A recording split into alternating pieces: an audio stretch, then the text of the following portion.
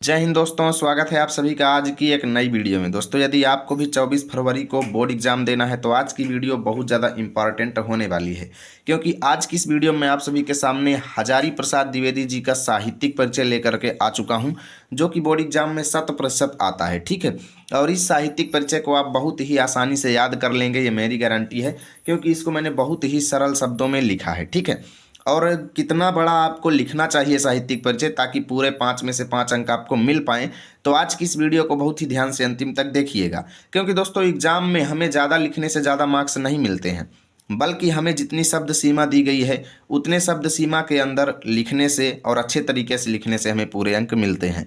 और आज की इस वीडियो में वही तरीका आपको बताऊंगा जिस तरीके से लिखने से आपके एक भी अंक नहीं कटेंगे, पूरे में से पूरे अंक आपको मिलेंगे। तो चलिए दोस्तों, आज की इस वीडियो की शुरुआत करते हैं और हजारी प्रसाद द्विवेदी जी के साहित्यिक परिचय को अच्छे से देख लेते हैं। ठीक है दोस्तों, तो देखिए, साहित्यिक परिचय हमसे पूछा गया है तो मेन फोकस हमें किस पर करना है? साहित्यिक परिचय पर। लेकिन साहित्यिक परिचय के अतिरिक्त हमें बेसिक इनका जीवन परिचय लिखना पड़ेगा कि जन्म कहाँ हुआ, माता पिता कौन थे, ठीक है, मृत्यु कब हुई। तो बेसिक चीज़ हम पहले 4 से 6 लाइन में लिख देंगे, उसके बाद फिर हम सबसे लास्ट में ये साहित्यिक परिचय हेडिंग डालेंगे। ठीक है, फिर हम साहित्यिक परिचय में इससे ज़्यादा लिखेंगे, क्योंकि मेन फोकस हमारा साहित्यिक परिचय पर होना चाहिए। तो आपको जीवन परिचय हेडिंग वगैरह कुछ नहीं डालना है, सीधा यहाँ पर साहित्यिक परिचय और डॉक्टर हजारी प्रसाद द्विवेदी लिखेंगे और लिखना शुरू कर देंगे। आचार्य हजारी प्रसाद द्विवेदी का जन्म सन 1907 ईस्वी में बलिया जिले के दुबे का छपरा नामक गांव में हुआ था। ठीक है, इनके पिता का नाम अनमोल द्विवेदी था। इनकी माता ज्योतिषमती भी प्रसिद्ध पंडित कुल की कन्या थी। यानी इनकी माता का नाम क्या था? ज्योतिषमती, जो कि प्रसिद्ध पंडित कुल की एक कन्या थी। सन 1930 ईस्वी में इन्होंने काशी हिंदू विश्वविद्यालय से ज्योतिषाचार्य की उपाधि प्राप्त किया। उसके बाद सन 1949 ईस्वी में लखनऊ विश्वविद्यालय ने इन्हें डी लिट की उपाधि से सम्मानित किया। अब हमने बेसिक जीवन के बारे में इनके लिख दिया। ठीक है, देख सकते हो 7 से 8 लाइन आपको इतना बड़ा ही बोर्ड एग्जाम में लिखना है दोस्तों, बहुत कम भी नहीं लिखना है, नहीं तो मार्क्स कट जाएंगे। इतना बड़ा लिखेंगे और अब आपको हेडिंग डालना है साहित्यिक परिचय और लिखना शुरू करेंगे दोस्तों।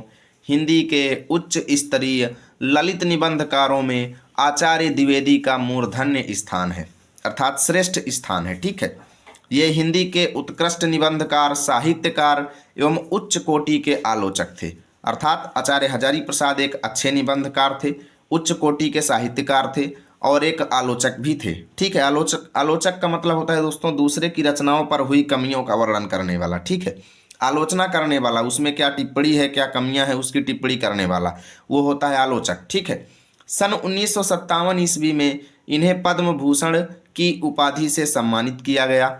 आगे लिखेंगे, देखिए कोशिश ये करो दोस्तों कि साहित्यिक परिचय में जो जो उनको पुरस्कार मिले हैं वो चीज़ें आपको जरूर लिखना है, क्योंकि आपको मेन चीज़ साहित्यिक परिचय में ये फोकस करना है कि उन्होंने हिंदी में क्या क्या किया है, क्या क्या पुरस्कार उन्होंने प्राप्त किया है और क्या क्या कलाएं उनके अंदर थीं, साथ ही उनकी भाषा कैसी थी। ठीक है, ये सब चीज़ें आपको साहित्यिक परिचय पर जरूर फोकस करना है।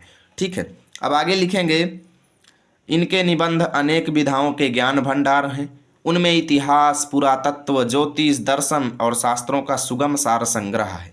ठीक है भैया, आगे लिखेंगे आचार्य द्विवेदी की भाषा। देखिए, मैंने भाषा शैली के बारे में लिखना शुरू कर दिया और ऐसे अगर आप लिखेंगे दोस्तों तो मैं गारंटी के साथ कहता हूँ कोई आपका एक भी अंक नहीं काटेगा दोस्तों, क्योंकि हम लोग इस तरीके से बताते हैं, हम खुद आजमाए हुए हैं ये तरीके, हम बोर्ड एग्जाम में करके आए हैं, हिंदी में 98 नंबर हमारे खुद आए हैं, इसलिए मैं आपको बता रहा हूँ दोस्तों। ठीक है, आचार्य द्विवेदी की भाषा शुद्ध, परिमार्जित, प्रौढ़ और सरस खड़ी बोली है।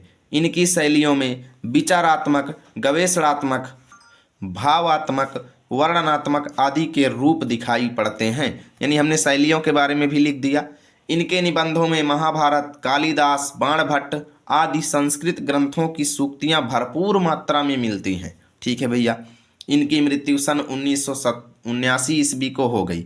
अब हमने मृत्यु के बारे में लास्ट में जिक्र किया है, आप चाहें तो शुरू में भी जिक्र कर सकते हैं, लेकिन लास्ट में करना ज़्यादा अच्छा होता है। ठीक है दोस्तों, क्योंकि किसी के जीवन की कथा बताने से पहले ही उसकी मृत्यु कर देना अच्छी बात नहीं है। पहले उसके जीवन की कथा लिखो, फिर वो मरा तब मृत्यु लिखो। ठीक है, शुरू में लिखना अच्छी बात नहीं है। रचनाएं हेडिंग डालेंगे और लिखेंगे अशोक के फूल, कुटज, विचार प्रवाह, सूरदास, कबीर, साहित्य का मर्म, बाण भट्ट की आत्मकथा, अनाम दास का पोथा, विचार और वितर्क इत्यादि। इस तरीके से आपको रचनाएं लिख देना और लास्ट में आदि लगा देना है, कि मतलब बहुत सारी हैं भैया, कितनी लिखेंगे, टाइम कम है, ठीक है। इस तरीके से आप साहित्यिक परिचय लिखेंगे तो गारंटी के साथ कहता हूँ, कोई आपका एक भी अंक नहीं काटेगा। यदि वीडियो अच्छी लगी तो लाइक करो, दोस्तों के पास शेयर करो और चैनल को भी सब्सक्राइब कर लो। ऐसे ही सारे लेखक और कवियों का जीवन परिचय मेरे चैनल पर अपलोड है, आप लोग जाकर के देख लीजिए। और इसका पीडीएफ चाहिए भैया तो टेलीग्राम का लिंक डिस्क्रिप्शन में दिया गया है, जाइए क्लिक कीजिए और ज्वाइन कीजिए। मिलेंगे आप सभी के साथ अगली वीडियो में, तब तक के लिए जय हिंद, जय भारत।